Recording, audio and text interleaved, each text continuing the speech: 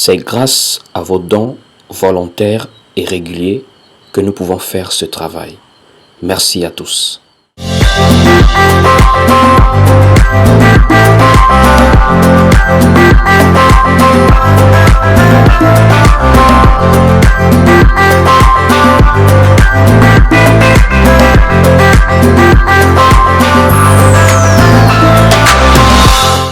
Bien le bonjour à tout le monde et bonsoir à ceux qui sont en soirée de leur côté. Shalom à tous les bien-aimés frères et sœurs dans la foi. Aujourd'hui, par la grâce de Dieu, je voudrais exhorter une personne, sinon passer un enseignement à quelqu'un par rapport à la consolation. En effet, il y a plusieurs personnes qui passent des moments difficiles. Ça peut être dû à plusieurs raisons. Et ces personnes passent même par des dépressions. Il y a des gens qui, actuellement, au moment où je parle, souffrent de plusieurs difficultés. Ces personnes vivent des douleurs sentimentales. Ces personnes vivent des chagrins. Parfois aussi, c'est la perte d'un être cher, un parent, un proche. Parfois aussi, c'est une situation d'échec qui peut arriver dans la vie de quelqu'un. Et parfois, les dépressions sont souvent des situations que plusieurs personnes n'osent pas exposer. Ce sont des états qui parfois donnent l'impression que quelqu'un est faible, quelqu'un n'a pas assez de caractère. Et des gens vivent comme ça, avec des souffrances, avec véritablement des moments difficiles. Nous vivons un monde actuel où les défis également transnationaux nous amènent à pouvoir voir comment plusieurs personnes dans les pays et dans les régions du monde souffrent par rapport aux difficultés économiques. Le chômage, la crise du travail a amené même parfois au suicide des personnes qui ont des charges, des familles, des femmes et des enfants. Il y a également les guerres dans des pays qui vivent de l'instabilité. Lorsque vous êtes chez vous, assis à la maison, devant votre télé, vous ne pouvez pas imaginer ce que ça fait d'être dans un pays où il y a la guerre. Vivre sous le bruit des bombes. Vous ne pouvez pas imaginer ce que ça fait pour des enfants de faire 2 jours sans manger. Et des gens vivent des situations comme cela à gauche, à droite, de partout dans le monde. Plusieurs situations qui les éprouvent émotionnellement. Voici pourquoi, pour toi qui passes par des temps difficiles, toi qui as été peut-être déçu par rapport à une relation amoureuse, toi qui as été peut-être déçu par rapport à un endroit où tu as été peut-être traité d'une manière qui ne correspondait pas à la façon dont tu t'es ouverte à des personnes. Ça peut être même en famille, ça peut être avec des amis, ça peut être même parfois dans une assemblée locale. Et effectivement, oui, même dans ce qu'on appelle l'église, il y a des personnes qui ont pu être véritablement frustrées, blessées. Et ça change même parfois le caractère naturel de la personne. Vous savez, Dieu, quand il nous crée, il ne nous crée pas avec des erreurs. Dieu sait ce qui est bon pour nous. La Bible nous enseigne dans le livre de Genèse que Dieu vit tout ce qu'il avait fait et cela était très bon. Quand Dieu t'a créé, il a mis en toi un trait de caractère qui correspondait à la vie que tu dois avoir sur la terre. Mais parfois, il y a des gens qui ont été façonnés par le milieu ambiant. Ça veut dire l'endroit, l'environnement où ces personnes ont évolué. Et parfois, des gens qui étaient très souriantes, des personnes qui étaient assez ouvertes, se sont renfermées, sont devenues difficiles à vivre. Voici pourquoi je vais te présenter ce matin la consolation. Pas la consolation qui vient des hommes, mais la consolation qui vient de Dieu. Parce que vous allez remarquer, l'être humain, véritablement, a des traits de caractère parfois communs, sans se rendre compte. Regardez un peu Adam et Ève, lorsqu'ils ont désobéi, ils ont péché dans le jardin d'Éden. La parole nous dit que lorsqu'ils ont remarqué qu'ils étaient nus, ils ont pris des feuilles de figuier et ils en ont fait des ceintures. Et ils ont fui loin de la face de l'Éternel parce qu'ils avaient honte. Remarquez quelque chose. Ils ont désobéi Et lorsqu'ils ont remarqué qu'ils étaient nus, ils ont maintenant pris des feuilles de figue pour en faire des ceintures. Nous allons lire ça ensemble. Nous sommes ici dans le livre de Genèse.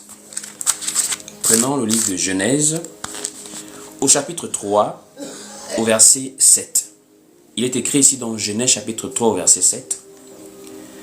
Les yeux de l'un et de l'autre s'ouvrirent. Ils connurent qu'ils étaient nus, et ayant conçu des feuilles de figuier, ils s'en firent des ceintures. Ici, cela peut représenter parfois les efforts de l'homme. Lorsque nous nous retrouvons dans une situation difficile, dans une situation compliquée, parfois nous allons maintenant vouloir faire des efforts pour nous-mêmes nous en sortir de cette situation. Combien de stratégies des personnes mettent en place? Lorsqu'il y a eu une déception, on va commencer à travailler notre caractère parce qu'on se dit peut-être c'est lié à l'excès de gentillesse, à l'excès de motivation, à l'excès de zèle, à la manière dont on a fait confiance à la personne. Et généralement, l'être humain a tendance à vouloir régler ses problèmes de lui-même par rapport à sa manière de voir, par rapport à sa conception des choses. Et cela n'est pas anodin, c'est-à-dire que ce n'est pas le fruit de l'imaginaire. Cela est presque génétique en l'homme, puisque nous sommes tous issus d'Adam et Ève. Et de la même manière qu'Adam et Ève se sont battus après avoir désobéi, au lieu de directement aller vers Dieu, demander pardon et implorer sa grâce, ils se sont éloignés, se sont cachés et ils ont fait des efforts pour couvrir la nudité qui était la marque de la désobéissance. Puisqu'avant qu'ils ne puissent pécher, ils ne savaient pas qu'ils étaient nus et ils n'en avaient point honte. Mais lorsqu'ils ont péché, la connaissance de la nudité est arrivée. Donc, c'était directement la preuve du péché. Et ils ont voulu maintenant faire des efforts personnels pour pouvoir couvrir cette nudité et de facto peut-être réparer d'eux-mêmes le mal qui leur était arrivé. Mais vous allez remarquer que malgré les efforts qu'ils ont eu à faire, malgré les ceintures qui se sont faites à base de ces feuilles de figuier, pour Dieu, ils étaient toujours nus, puisque Dieu va encore couvrir davantage leur nudité de lui-même. Ça montre que Dieu est miséricorde et assez même pour pouvoir réparer ce que nous avons causé comme tort. Allons-y voir comment Dieu n'a pas regardé les ceintures qu'ils ont faites, mais Dieu a couvert leur nudité. Nous allons prendre Genèse, chapitre 3 en question. Nous sommes toujours dans Genèse, chapitre 3 au verset 21. Il est écrit ici: L'Éternel Dieu fit à Adam et à sa femme des habits de peau, et il les en revêtit. Ce que Adam et Ève eux-mêmes ont fait pour couvrir la nudité, la parole appelle ça des ceintures. Ça veut dire que ce n'était pas suffisant pour réparer, pour couvrir, pour cacher leur nudité. Ça veut dire pour réparer le mal qu'ils avaient fait. Mais Dieu a pris des habits de peau et il les en a revêtis. Cela, c'est une interpellation à quelqu'un qui va se culpabiliser, qui va se remettre en cause, qui va entrer même en dépression pour se dire, si telle chose m'est arrivée, certainement c'est parce que j'ai eu à faire ceci ou cela. Il y a même des gens de nos jours qui remettent toute l'existence en cause. Pourquoi il y a des guerres? Pourquoi il y a des tremblements de terre? Pourquoi Dieu permet ceci ou cela? Pourquoi l'être humain est si cruel? Pourquoi? Et ça a amené des gens, au lieu de chercher la face de Dieu, c'est-à-dire chercher le Seigneur, dans la parole, dans la méditation, dans les supplications, des gens ont commencé maintenant à faire des révolutions internes d'eux-mêmes. C'est de là d'où est venu même le mouvement des coachs. Les coachs, c'est un mouvement des motivation speakers qui vient des États-Unis. Ça veut dire des gens qui conseillent, qui amènent des personnes à pouvoir se relever de certains complexes psychologiques de certains temps difficiles de dépression. Donc, en dehors des psychologues, qui étaient normalement des spécialistes dans le domaine peut-être de remonter le moral à des personnes, il y a également ensuite des motivation speakers qui sont arrivés et ce qu'on appelle dans la francophonie les coachs. Ce sont des personnes qui sont là pour vous conseiller à reprendre la confiance en vous-même. Ils vous conseillent à pouvoir vous relever, à pouvoir avoir vraiment de l'estime, de la valeur de soi, ce qui n'est pas mauvais en soi. Mais je suis là pour te dire ce matin que c'est un malheur pour toi de mettre ta confiance en l'être humain. Et tu seras toujours et toujours déçu si tu mets ta confiance en l'homme. C'est pas pour te dire que les hommes sont méchants d'eux-mêmes, mais les hommes sont imparfaits. Et l'imperfection des hommes vont toujours amener à ce qu'il y ait de la déception d'une manière ou d'une autre. Tu peux écouter des coachs, tu peux écouter des gens qui te conseillent par rapport à ta vie, mais laisse-moi te dire, la meilleure consolation vient de Dieu. Voici pourquoi Dieu va parler par la bouche du prophète Jérémie en disant « Maudit soit l'homme qui se confie en l'homme ». Nous allons lire ça ensemble. Prenons ensemble le livre de Jérémie, chapitre 17. Nous sommes dans le livre de Jérémie au chapitre 17. Nous allons lire ensemble au verset 5. Donc Jérémie chapitre 17 au verset 5, il est écrit ici. Ainsi parle l'Éternel. Maudit soit l'homme qui se confie dans l'homme, qui prend la chair pour son appui et qui détourne son cœur de l'Éternel. Ça veut dire, au lieu de te rapprocher de ton Créateur, tu commences à trouver des personnes qui parlent bien, qui ont l'art oratoire, pour pouvoir te remonter le moral, pour pouvoir t'aider à réorienter ta vie par rapport à un échec, par rapport à une souffrance, par rapport à une déception. En fait, tu trouves ta consolation dans l'homme et tu t'appuies sur la chair, ça veut dire sur l'humain. Voici pourquoi tu vas remarquer que la déception est toujours là. Parce qu'en réalité, ton âme recherche autre chose. Plusieurs personnes, en réalité, n'ont pas compris quelque chose. C'est vrai qu'il y a des personnes qui ont des mauvais comportements. Il faut s'en éloigner. C'est vrai qu'il y a des personnes qui sont difficiles à vivre. Il faut s'en éloigner pour sa paix. Et également, il y a des gens qui ne partagent pas les valeurs de la parole. Des infidélités, de la violence, de la souffrance. Mais, écoute bien quand le Seigneur donne même des recommandations. Il nous fait comprendre en réalité qu'on ne doit pas haïr ceux qui nous persécutent. Au contraire, on doit même prier pour nos ennemis. Parce qu'en réalité, nous devons être au-delà, au-dessus même de ce que les hommes peuvent voir. Lorsque quelqu'un se comporte mal, facilement on veut se lancer dans l'auto-justice. Ça veut dire on veut se faire justice nous-mêmes en rendant le mal pour le mal, en détestant quelqu'un, en ayant véritablement de la rancune. Il y a des gens qui vivent avec des rancunes pendant des années même. Il y a des gens qui se lèvent parfois pour parler, comme je parle un peu des coachs. En réalité, derrière les conseils, il y a des frustrations. Un homme qui a été véritablement blessé par une femme dans une relation amoureuse, vous allez remarquer que la personne va devenir un coach masculiniste, du genre à véritablement avoir de la défiance, du caractère, de la dureté vis-à-vis de la femme. Et de la même manière, lorsqu'une femme a été véritablement, profondément déçue par un homme, elle deviendra une coach, femme forte, féministe, anti-soumission. Mais les gens n'ont pas compris quelque chose. C'est l'excès de confiance en l'humain qui produit cela. Regardez Jésus-Christ, étant à la croix, crucifié par les Romains, sous l'impulsion des Juifs, qui l'accusaient de beaucoup de choses. Même Pilate ne voyait pas en lui un mal, mais il a été poussé à le faire. Déjà, c'était prédestiné.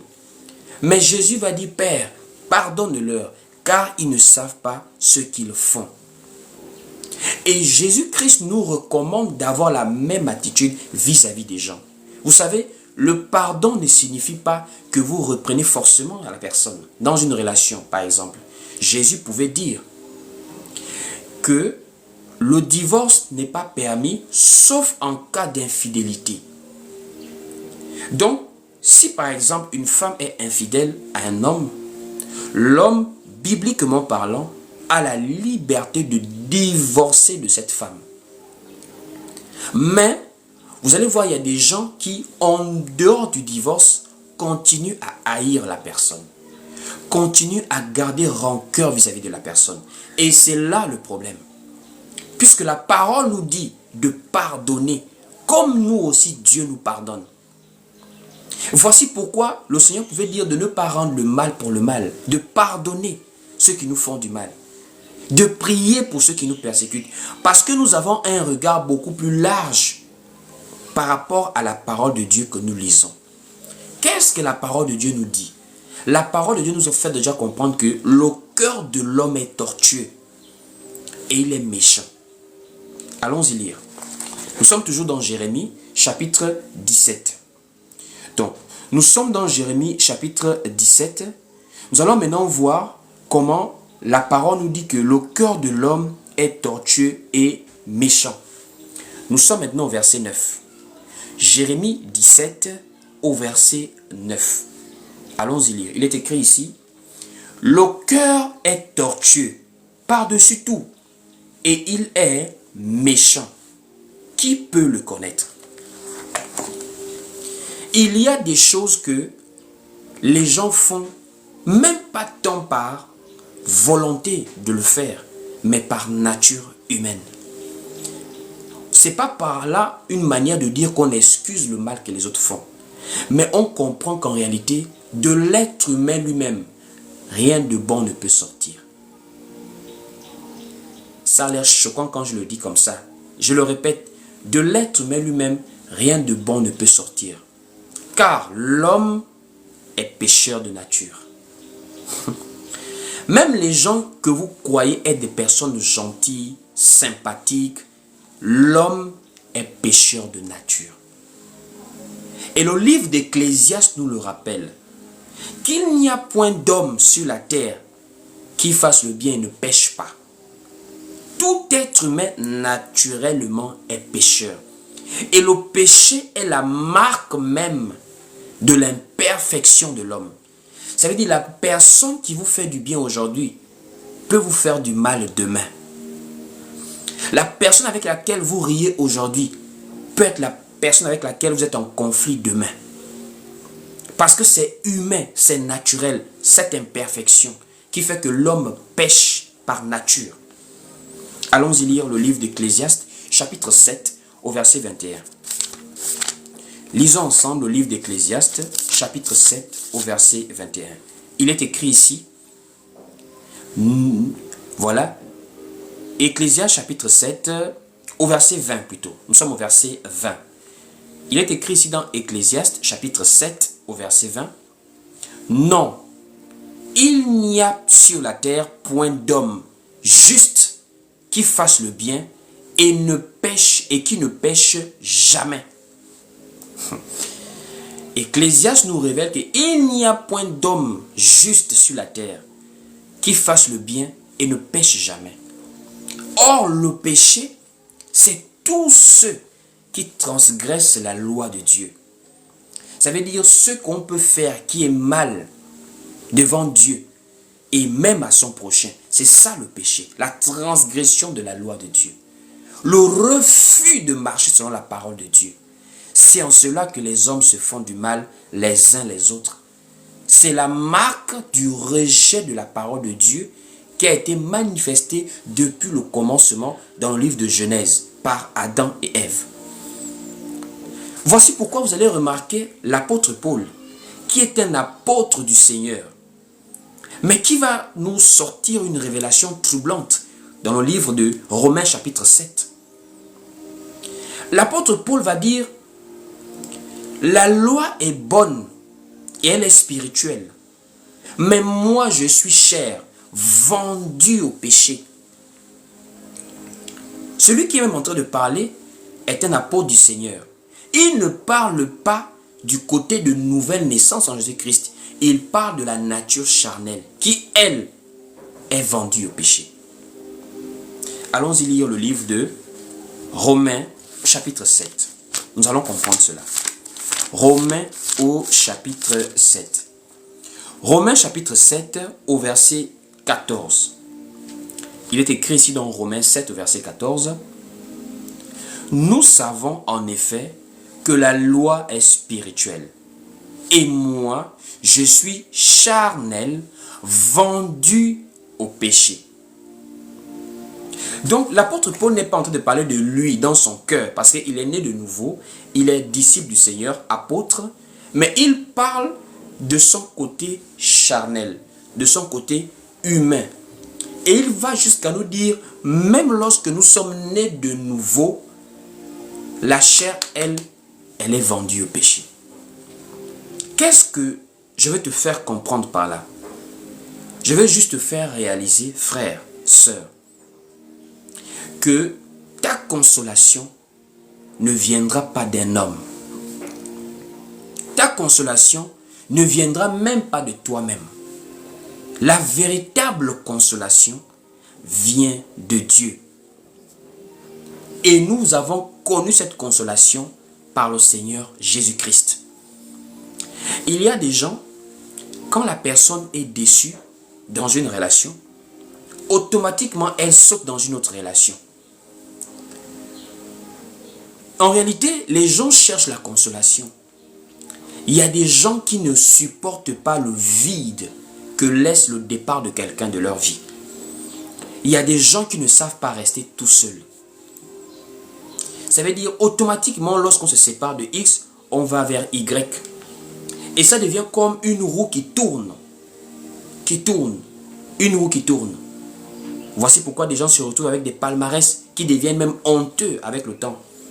Un homme qui a connu, encore les hommes, c'est vraiment différent de la femme. Même si on n'encourage pas la débauche, que ce soit l'homme et la femme, mais c'est beaucoup plus honteux pour une femme d'avoir connu plusieurs hommes. Pourquoi? Parce que quand elle l'a déçu, elle a cherché la consolation chez un autre. Chercher la consolation chez un autre. Oubliant que tout être humain est imparfait. En dehors de Jésus-Christ qui est parfait. Il n'y a pas d'homme sur la terre que tu vas trouver rien qu'avec des qualités et jamais de défauts. Parce que l'homme par nature, charnel, il est pécheur, il est vendu au péché, c'est-à-dire il est imparfait. Voici pourquoi Jésus-Christ peut nous enseigner par la bouche de l'apôtre Paul dans 1 Corinthiens chapitre 15 que quand Christ apparaîtra pour prendre son église au son de la dernière trompette, le corps là doit être changé parce que ce corps est corrompu et il ne peut pas accéder à l'éternité puisqu'il est vendu au péché. Or l'éternité est pour ceux qui sont saints comme Dieu est saint. Voici pourquoi je voudrais que tu puisses connaître qui peut véritablement te consoler. Celui qui peut te consoler, c'est celui dont a prophétisé le prophète Ésaïe, qu'il va apporter la consolation aux affligés. Dans Ésaïe 61, Ésaïe prophétise concernant le Seigneur Jésus-Christ en faisant comprendre qu'il va apporter la consolation à ceux qui sont affligés. Allons-y lire cela. Nous sommes dans le livre d'Ésaïe, chapitre 61. Ésaïe 61, dès le verset 1er. Il est écrit ici, « L'Esprit du Seigneur est sur moi. L'Esprit du Seigneur, l'Éternel, est sur moi. Car l'Éternel m'a oint pour porter de bonnes nouvelles aux malheureux. Il m'a envoyé pour guérir ceux qui ont le cœur brisé, pour proclamer aux captifs la liberté et aux prisonniers la délivrance. Et un jour de vengeance de notre Dieu, pour consoler tous les affligés. Donc Jésus a été envoyé pour consoler ceux qui sont affligés. Et cela s'accomplit dans le livre de Luc chapitre 4 à partir du verset 16, lorsque Jésus-Christ se rend maintenant au temple comme d'habitude. Et de là maintenant, il va prendre le rouleau du prophète Ésaïe et il va directement tomber à cet endroit. Et c'est là où il va commencer à lire ces passages et à l'actualiser en lui-même. On va lire maintenant le livre de Luc, chapitre 4. Luc, chapitre 4, au verset 16. À partir du verset 16, il est écrit ici: « Il se rendit à Nazareth, où il avait été élevé. Et selon sa coutume, il entra dans la synagogue le jour du Shabbat. Et il se leva pour faire la lecture. Et on lui remit le livre du prophète Ésaïe. L'ayant déroulé, il trouva l'endroit où il était écrit: « L'Esprit du Seigneur est sur moi, parce qu'il m'a oint pour annoncer une bonne nouvelle aux pauvres.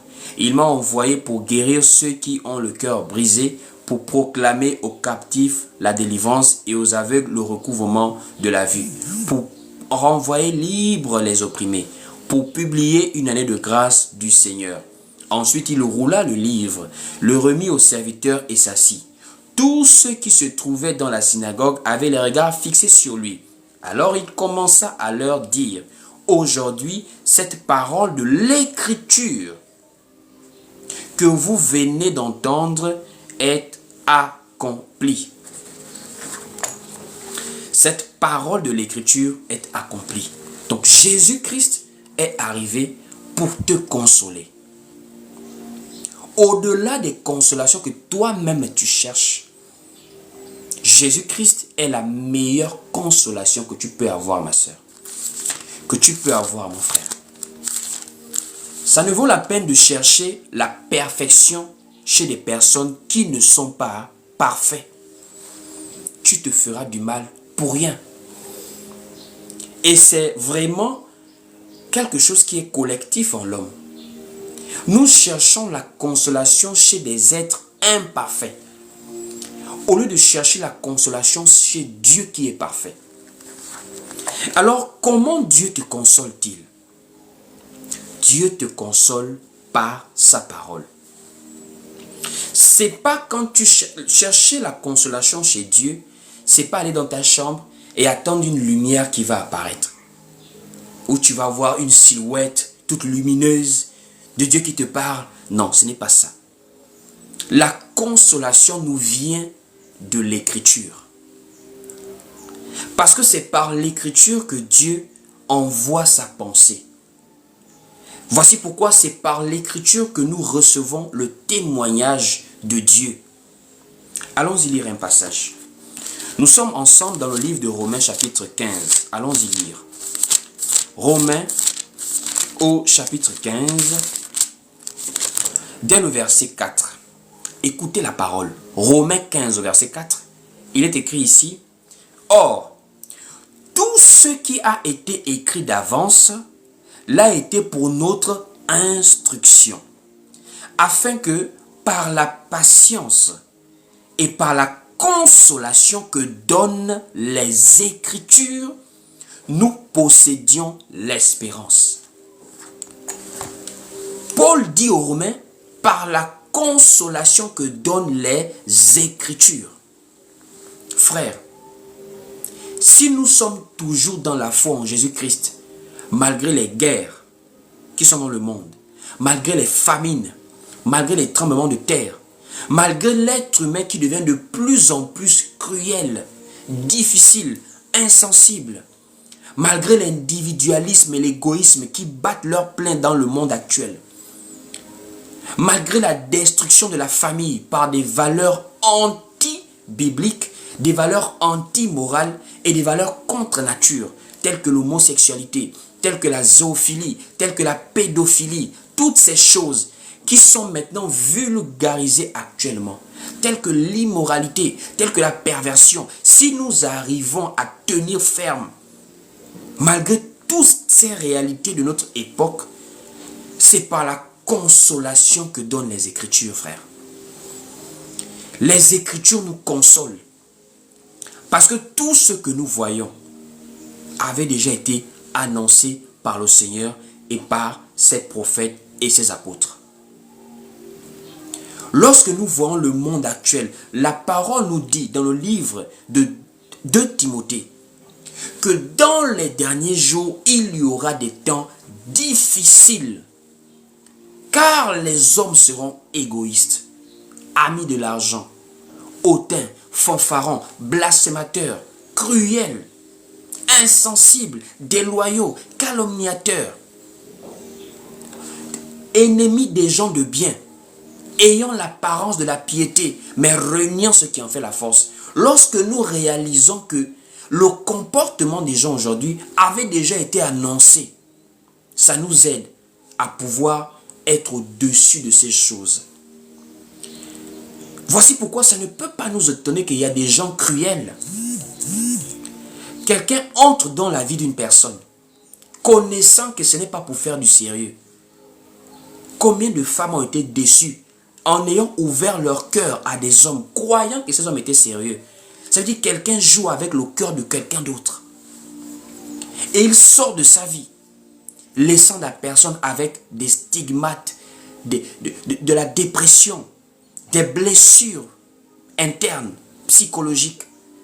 Il y a des gens qui ont fait des dépressions suite à des séparations. Des femmes comme des hommes. Il y a des gens qui ont été accusés injustement et qui ont perdu leur travail. Il y a des gens qui ont été calomniés et qui ont été mis à l'écart du groupe, en famille, en communauté. Mais ça avait déjà été annoncé que des gens seront cruels.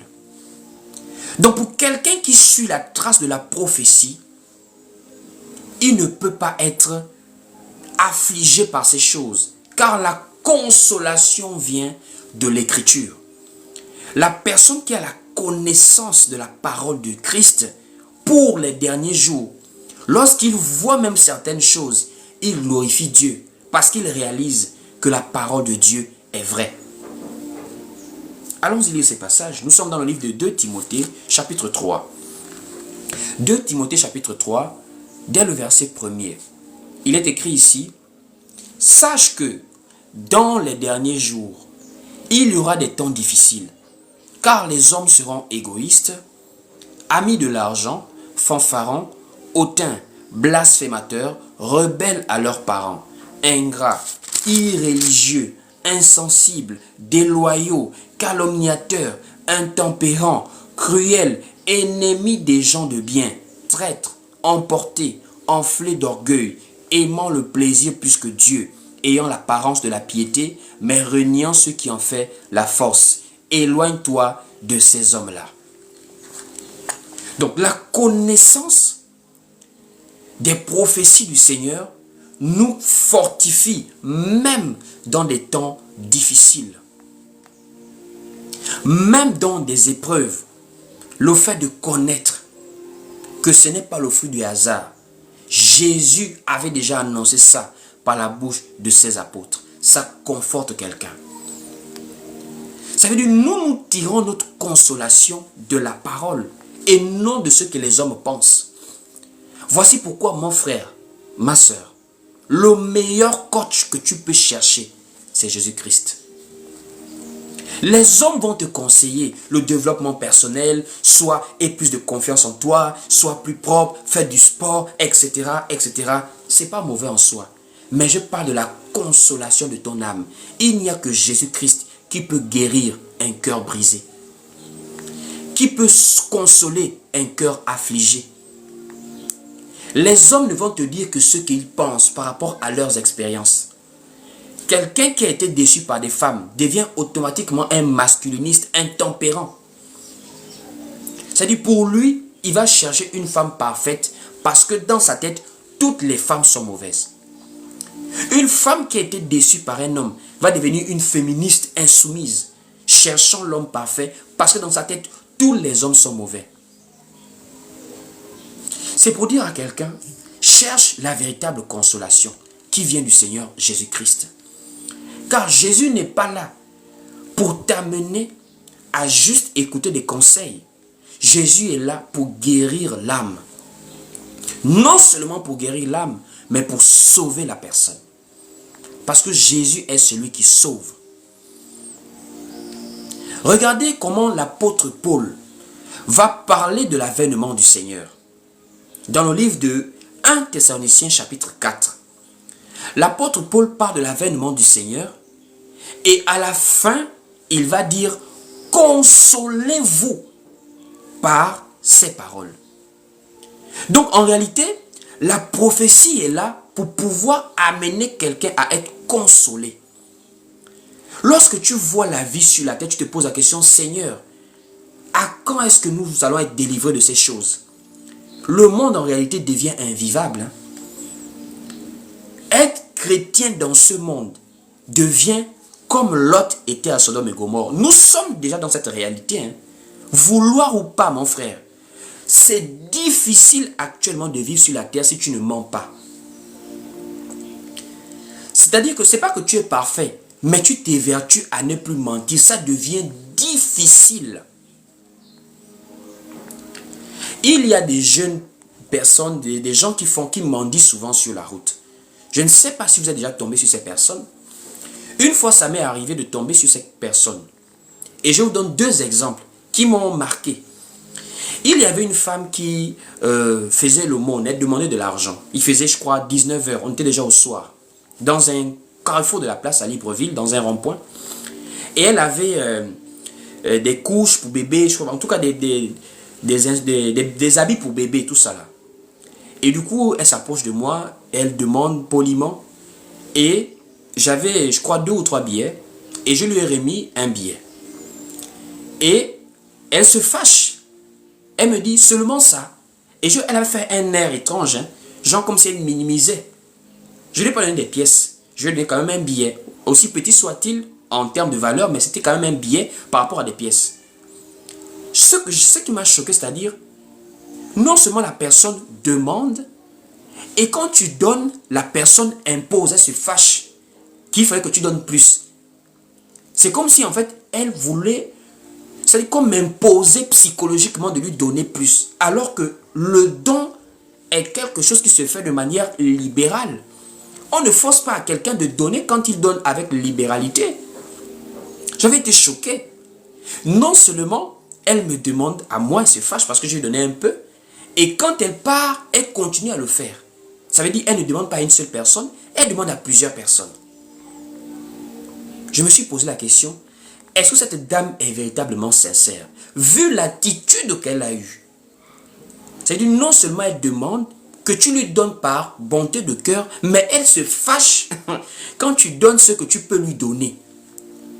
Ça, c'est le premier exemple. Le deuxième exemple, j'étais encore dans un rond-point de la place et il y avait un jeune homme qui s'est approché et qui a fait l'aumône. Et il me disait qu'il voulait manger, ce jeune homme. Et ça tombait bien. On était en plein carrefour, en plein rond-point, et il y avait des femmes qui vendaient, voilà, donc c'était comme un petit marché qui est à côté du rond-point. Et il y avait également des pains vraiment craquants, des pains vraiment qui sortent de la boulangerie, qui sont chauds. Et je lui ai dit, bon, comme tu as faim, au lieu que je te donne un peu, à peine peut-être un peu d'argent insignifiant, je te propose que je parte t'acheter du pain, et si je peux même compléter autre chose, comme ça tu iras bien manger à la maison. Le jeune homme refuse que je lui achète du pain. Il impose que je lui donne de l'argent. Vous voyez un peu? C'est-à-dire, c'est manger qu'il m'a dit qu'il veut manger. Il ne m'a pas dit qu'il veut autre chose. Il avait faim. Il m'a dit qu'il avait faim. Maintenant, je lui propose que comme tu as faim, il y a du pain chaud là. Je t'achète du pain, tu iras manger à la maison. Il refuse. Donc, de nos jours, même la gentillesse, même la bonté de cœur, même l'amour, la charité, on ne sait plus comment faire pour le manifester tant l'être humain est de plus en plus malhonnête. Mais si tu dis que tu n'as pas, ta conscience va t'interpeller devant Dieu parce que tu sais que tu as un peu. Mais quand tu dois donner, tu te rends compte que tu donnes à la mauvaise personne parce que la personne est malhonnête. Voici le genre de réalité auquel nous sommes confrontés en fait. Nous ne savons même plus comment mettre la parole de Dieu en pratique, tant le monde devient difficile à vivre. De nos jours, il est difficile de vivre sans la corruption. Demandez aux chauffeurs de taxi, surtout dans les pays africains. C'est difficile. Ça veut dire que tu as tous tes papiers même. Mais la personne qui te contrôle, l'agent de force de l'ordre qui te contrôle, va chercher un motif. Non, tu n'as pas bien fait ceci, cela, je t'ai remarqué, tu n'as pas... Tu es obligé de sortir un petit billet, tu donnes. Pour avoir la paix. Sinon, tu vas aller à chaque fois à la mairie, aller payer des grosses sommes par rapport à ce que tu n'as pas fait. Voici pourquoi, quand nous voyons toutes ces réalités, nous nous posons la question, Seigneur, à quand la délivrance? De nos jours, il est difficile de se mettre devant la télé sans se souiller les yeux. L'homosexualité est en train d'être vulgarisée dans la majorité des films et des séries. Vous regardez la télévision, vous ne savez pas que de nos jours, et même depuis toujours, la télévision a toujours été un vecteur, un canal de la propagation des cultures et des mœurs. Ça veut dire, par le biais de la télévision, les gens véhiculent des valeurs sociétales. Les gens véhiculent des idéologies. Les gens véhiculent des cultures. Comment aujourd'hui en est-on arrivé à ce que des Africains ne voient plus de mal à l'homosexualité? Mais c'est parce que dans la majorité des séries préférées des Africains, les séries de la médecine, les séries d'action, les séries de films policiers, il y a l'homosexualité à l'intérieur. Ça veut dire même les acteurs qu'on aime voir dans des séries, vous allez voir homosexuels, 2 femmes, 2 hommes. Voici pourquoi quand on était plus jeune, ça nous choquait au départ de voir 2 hommes s'embrasser, 2 femmes s'embrasser. Mais avec le temps, c'est devenu normal pour la majorité des personnes qui regardent la télévision. Voici pourquoi de nos jours, c'est plus choquant de voir un Africain dire l'homosexualité, bah, ils n'ont qu'à faire ce qu'ils veulent, ça ne dérange pas. Ça veut dire ce que Dieu condamne, l'humain ne condamne plus ça. Ce que Dieu trouve en horreur est devenu normal chez les hommes. Pourquoi? Le monde dans lequel nous sommes. Voici pourquoi notre consolation ne peut pas venir d'un homme.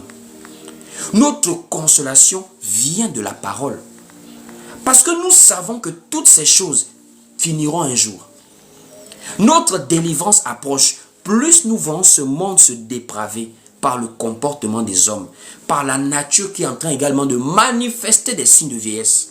À l'exemple des tremblements de terre que le Seigneur avait annoncé, prophétisé.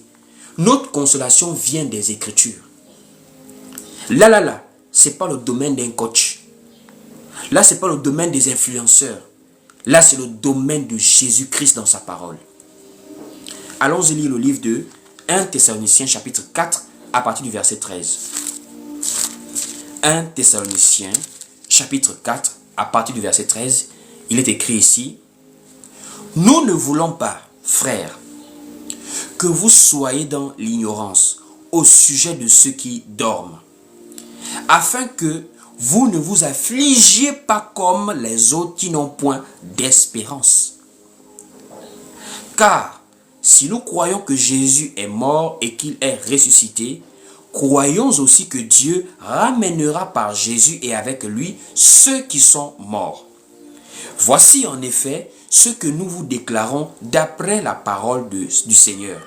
Nous les vivants, restés pour l'avènement du Seigneur, nous ne devancerons pas ceux qui sont morts.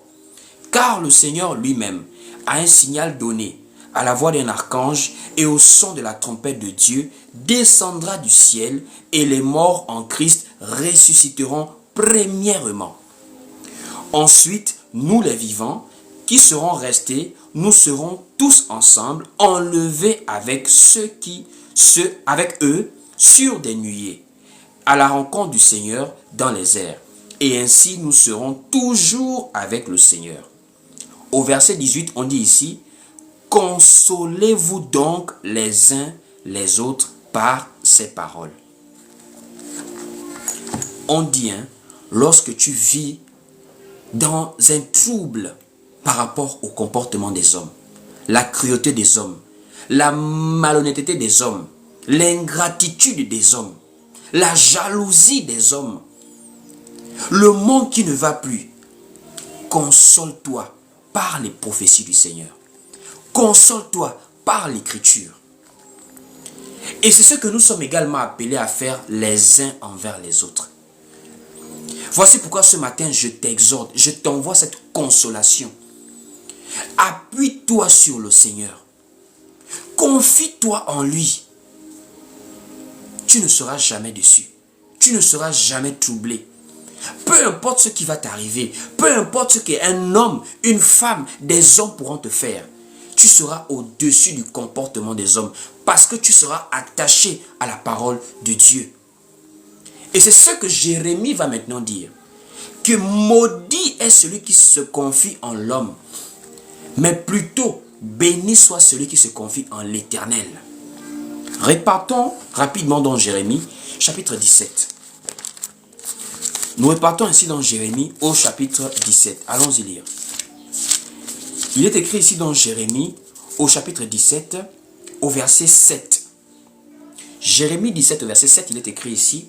Béni soit l'homme qui se confie dans l'Éternel et dont l'Éternel est l'espérance.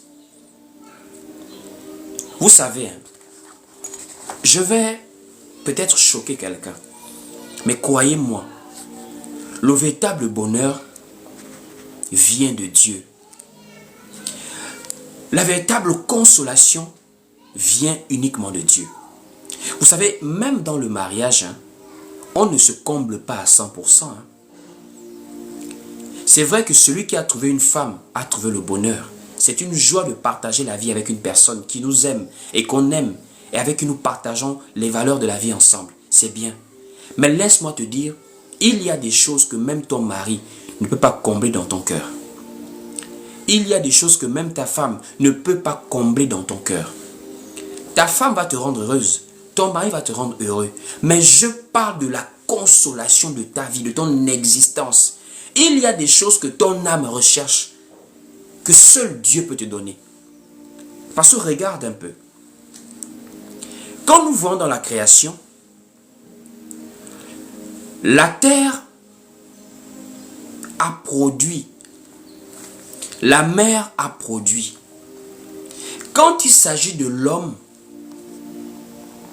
nous voyons donc que l'homme a été tiré de la poussière de la terre. Or, de la même manière que l'homme dépend de la terre par rapport à sa subsistance, par rapport même à sa vie, notre être intérieur dépend également de Dieu. Ça veut dire qu'il y a des choses que c'est seulement Dieu qui peut te les accorder, qui peut te combler. Voici pourquoi quand Jérémie parle de l'homme qui se confie en l'homme, il va dire maintenant devant quelque chose. Il dit au verset 8, « Il est comme un arbre planté près des eaux et qui étend ses racines vers le courant. Il n'aperçoit point la chaleur quand elle vient et son feuillage reste vert. Dans les années de sécheresse, il n'y a point de crainte et il ne cesse de porter du fruit. » Ça veut dire de la même manière que ce qui a été tiré de la terre dépend de la terre, que ce qui a été tiré de la mer dépend de la mer, tel que les poissons. De la même manière, celui qui a été tiré de Christ dépend de Christ. Frère, nous sommes Église. Et l'Église a été tirée de Christ, telle que Ève a été tirée d'Adam. De la même manière, on a ouvert le côté d'Adam pour sortir Ève et la former. De la même manière, on a ouvert le côté de Christ, où on a vu l'eau et le sang qui représentent l'Église bâtie sur la parole. Ça veut dire, ta vie doit être orientée par le conseil de Dieu, par les recommandations du Seigneur Jésus-Christ et non par des libres penseurs. C'est la même chose maintenant que David va dire dans le psaume 1er. On va aller lire psaume chapitre 1er. Vous allez lire. Vous allez comprendre que les prophètes disaient les mêmes choses. Ils étaient conduits par le même esprit. Par l'Éternel Dieu qui les a envoyés. Allons-y, le psaume chapitre 1er. Les paroles de Jérémie, David va répéter cela. On va aller lire le psaume chapitre 1er, dès le verset 1er. Il est écrit ici dans psaume 1 au verset 1. Heureux l'homme qui ne marche pas selon le conseil des méchants, qui ne s'arrête pas sur la voie des pécheurs, et qui ne s'assied pas en compagnie des moqueurs, mais qui trouve son plaisir dans la loi de l'Éternel, et qui la médite jour et nuit. Il est comme un arbre planté près d'un courant d'eau, qui donne son fruit en sa saison, et dont le feuillage ne se flétrit point. Tout ce qu'il fait lui réussit. Il n'en est point ainsi des méchants, ils sont comme des pailles que le vent dissipe. Dieu est le meilleur consolateur. Voici pourquoi quand Jésus-Christ partait, qu'est-ce qu'il a dit? Il a dit, je vous enverrai le consolateur. Mais le consolateur là, il vient nous consoler comment? Il ne va pas nous consoler en disant, non ma soeur, vraiment, l'homme t'a déçu, ne te soumets plus en l'homme. Non, non, c'est pas, ça sont les conseils du quartier. Il ne vient pas te consoler, toi homme, les femmes, s'il ne faut pas trop rire avec elles, tu ne vas te manquer du respect. Non, non, non, non. Lui, il nous conduit dans la crainte de Dieu. Lui, il nous conduit dans la vérité. Lui, il nous amène à marcher selon la sainte doctrine. C'est ça la véritable consolation. C'est la consolation qui vient des Écritures, de la parole de Christ. Allons-y lire.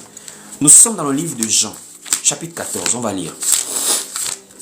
Nous prenons d'abord Jean, voilà.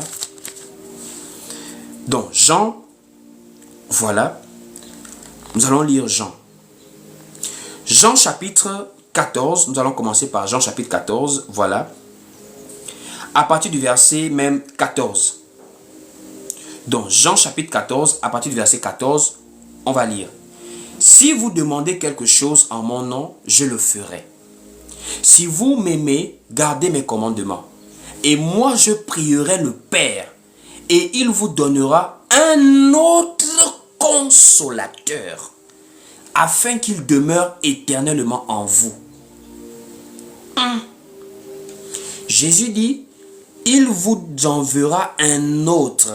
Il vous donnera un autre consolateur. Pourquoi il dit autre consolateur? S'il dit autre consolateur, c'est qu'il y a d'abord un premier consolateur. Mais le premier consolateur, c'est lui-même Jésus-Christ, en chair. Puisqu'il est celui qui est venu consoler ceux qui étaient affligés, nous dit Ésaïe. N'oubliez pas. Allons-y relire. Ésaïe chapitre 61. Allons-y relire. Ésaïe 61. Il est écrit ici. Dans Ésaïe 61, dès le verset 1er, réécoutons. L'Esprit du Seigneur, l'Éternel, est sur moi. Car l'Éternel m'a oint pour porter de bonnes nouvelles aux malheureux. Il m'a envoyé guérir ceux qui ont le cœur brisé, pour proclamer aux captifs la liberté et aux prisonniers la délivrance, pour publier une année de grâce de l'Éternel et un jour de vengeance de notre Dieu, pour consoler tous les affligés. Or, celui qui a été oint là, c'est Jésus-Christ. Voici pourquoi le vieux Siméon, la parole nous enseigne que il avait été dit à propos de Siméon qu'il n'allait pas mourir avant d'avoir vu le consolateur. Donc, c'est la consolation qu'il attendait, voir le consolateur. Qui était ce consolateur que Siméon était censé voir? Il s'agissait de Jésus, quand il était bébé. Allons-y lire maintenant Luc chapitre 2. Nous sommes ici maintenant dans Luc chapitre 2. À partir du verset 25. Luc 2 au verset 25, il est écrit ici. Et voici, il y avait à Jérusalem un homme appelé Siméon. Cet homme était juste et pieux. Il attendait la consolation d'Israël. Et l'Esprit Saint était sur lui. Il avait été divinement averti par le Saint-Esprit qu'il ne mourrait point avant d'avoir vu le Christ du Seigneur. Donc, quand on parle de la consolation, on parle de Jésus-Christ. C'est le consolateur qui avait été annoncé par Ésaïe, ou encore la consolation qui avait été annoncée à Siméon. Voici maintenant, lorsqu'il a vu Jésus, il a dit c'est bon, tu peux maintenant laisser ton serviteur s'en aller en paix, puisque c'est toi que j'attendais dans ma vieillesse. Je dois partir, je suis déjà vieux, mais le Saint-Esprit m'a fait comprendre que je ne peux pas partir avant d'avoir vu la consolation. On va relire. Voici, il y avait à Jérusalem un homme appelé Simeon. Cet homme était juste et pieux. Il attendait la consolation d'Israël et le Saint-Esprit était sur lui. Il avait été divinement averti par le Saint-Esprit qu'il ne mourrait point avant d'avoir vu le Christ du Seigneur. Donc, nous voyons maintenant que, on va maintenant voir comment ça s'accomplit dans la suite. On va voir maintenant. On voit maintenant au verset 27. Il vint au temple, poussé par l'Esprit. Et comme les parents apportaient le petit enfant Jésus pour accomplir à son égard ce qu'ordonnait la loi, et il le reçut dans ses bras, bénit Dieu et dit, maintenant, Seigneur, tu laisses ton serviteur s'en aller en paix selon ta parole, car mes yeux ont vu ton salut. Salut que tu as préparé d'avance devant tous les peuples, lumière pour éclairer les nations et gloire d'Israël ton peuple. Donc vous voyez que Jésus est le consolateur qui avait été annoncé. Voici pourquoi avant de partir, il annonce la venue d'un autre consolateur. C'est lui-même Dieu en Jésus-Christ qui reviendra sous forme esprit. Mais le fait que ce n'est plus sous forme charnelle, mais sous forme esprit, on parle maintenant d'un autre consolateur. Ça veut dire c'est lui maintenant qui habite en nous. Allons-y reprendre maintenant Jean chapitre 14. Jean chapitre 14, on dit ici au verset 16, « Et moi je prierai le Père, et il vous donnera un autre consolateur, afin qu'il demeure éternellement en vous. L'esprit de vérité que le monde ne peut recevoir parce qu'il ne le voit point et ne le connaît point. Mais vous, vous le connaissez, car il demeure avec vous et il sera en vous. » Donc, vous voyez que ici, le Seigneur est en train de parler de la venue du Saint-Esprit, mais comme étant consolateur. Comme étant le consolateur. Nous quittons de là, nous partons même encore voir le livre de Jean, toujours chapitre 16. Jean chapitre 16, on va aller lire au verset 13.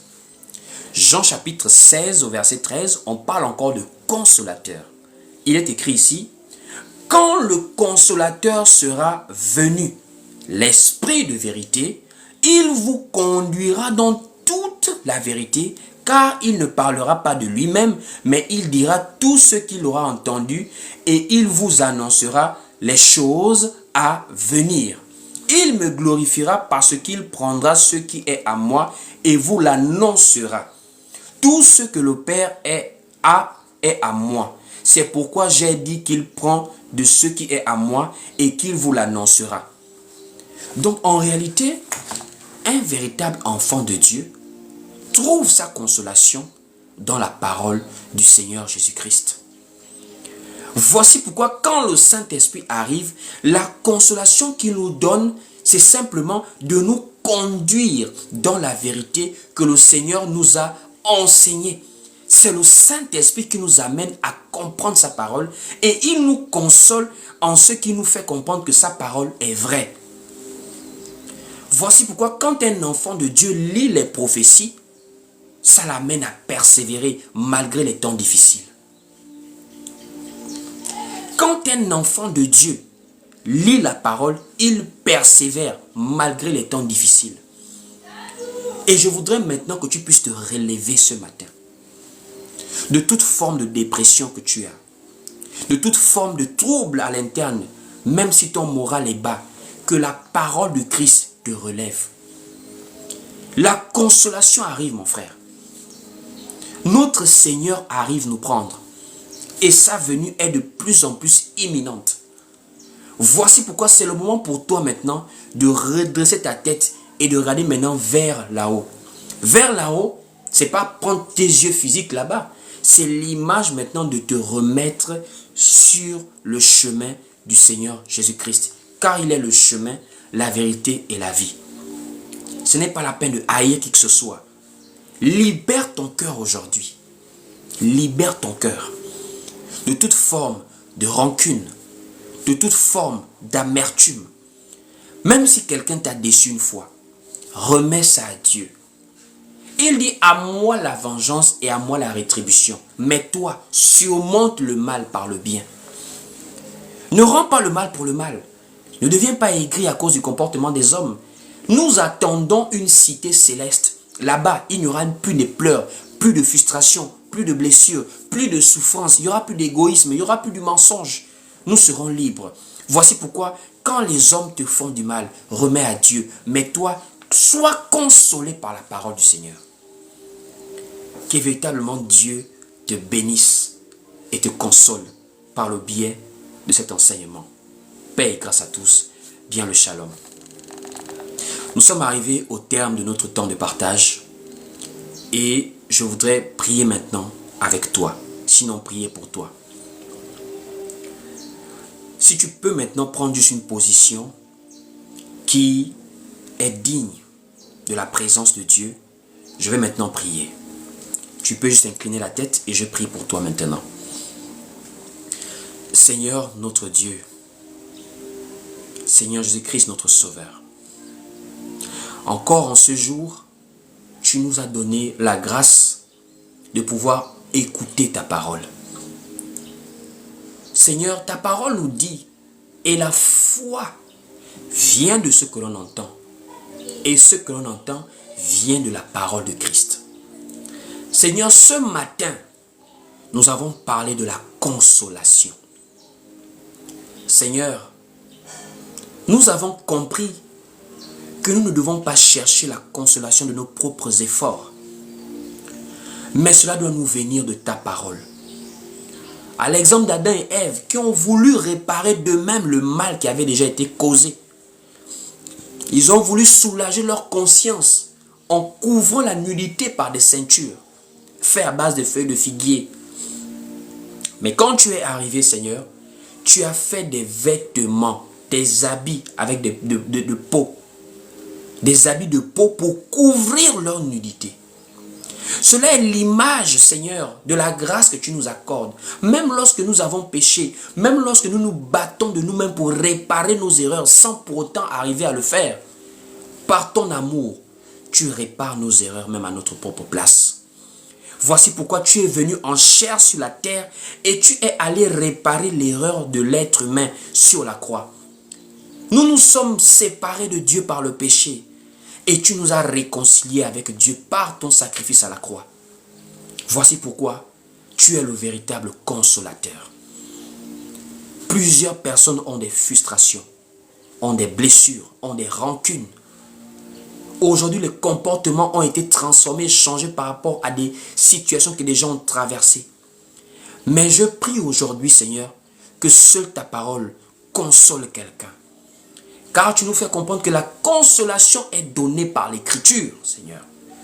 Tu nous enseignes à nous consoler les uns les autres par l'espérance que nous avons en tes prophéties. Nous croyons que tu arrives prendre ton Église que nous sommes. Voici pourquoi ce matin, nous libérons nos cœurs de toute forme d'amertume. Et nous implorons maintenant ta grâce davantage dans nos cœurs. Augmente notre foi en ta parole, afin que nous ne puissions plus regarder aux hommes, mais que nous puissions regarder à toi, Seigneur. Toi qui nous as apporté la véritable délivrance et qui viendra nous prendre, Seigneur, pour l'éternité, dans le nom de Jésus-Christ. Je prie maintenant que la paix de Dieu, qui surpasse toute intelligence, garde maintenant le cœur d'un frère et d'une sœur dans la paix, dans la joie et dans l'amour, dans le nom de Jésus-Christ. Nous avons ainsi prié. Nous disons Amen. Amen, Amen et Amen. Que Dieu vous bénisse. Alors nous sommes arrivés au terme de notre temps de partage de ce jour. Nous sommes, ne l'oubliez pas, nos adresses, nos pages, en tout cas nos réseaux sociaux. Nous sommes ici sur TikTok. Nous sommes également sur YouTube. Allez-y vous abonner massivement sur la chaîne YouTube. Le lien est sur la bio TikTok. Voilà. Pour ceux qui sont sur YouTube, partagez massivement les enseignements ici à vos proches. Ça peut édifier plusieurs personnes. N'oubliez pas que nous sommes également sur Facebook, la page Willy Bendon, et également sur Instagram. Et pour ceux qui veulent nous contacter, nous sommes joignables sur WhatsApp au plus 241 74 31 70. Je réitère, plus 241 74 31 70 87. Il y a plusieurs personnes également qui persévèrent tout seuls dans leur maison, qui véritablement, au vu de ce que les gens prêchent à gauche, à droite, savent déjà que la vérité se fait de plus en plus rare et qui ont véritablement compris le message de Jésus-Christ qui est véhiculé par cette chaîne YouTube. Vous pouvez nous contacter et nous allons vous aider à persévérer. Vous savez, on ne persévère pas seul. Même à distance de nos jours, par le moyen des réseaux sociaux, nous pouvons vous aider à persévérer chaque jour par la grâce de Dieu. Donc écrivez-nous et nous allons discuter avec vous, vous donner des conseils, prier pour vous et vous conduire par la grâce de Dieu chaque jour. Que Dieu vous bénisse. On se retrouve sur nos réseaux. N'oubliez pas de toujours liker, partager. Et si vous n'êtes pas encore abonné, abonnez-vous. Shalom, paix et grâce à tous. Plus d'édification, suivez-nous sur Facebook, YouTube, TikTok et Instagram. Que Dieu vous bénisse.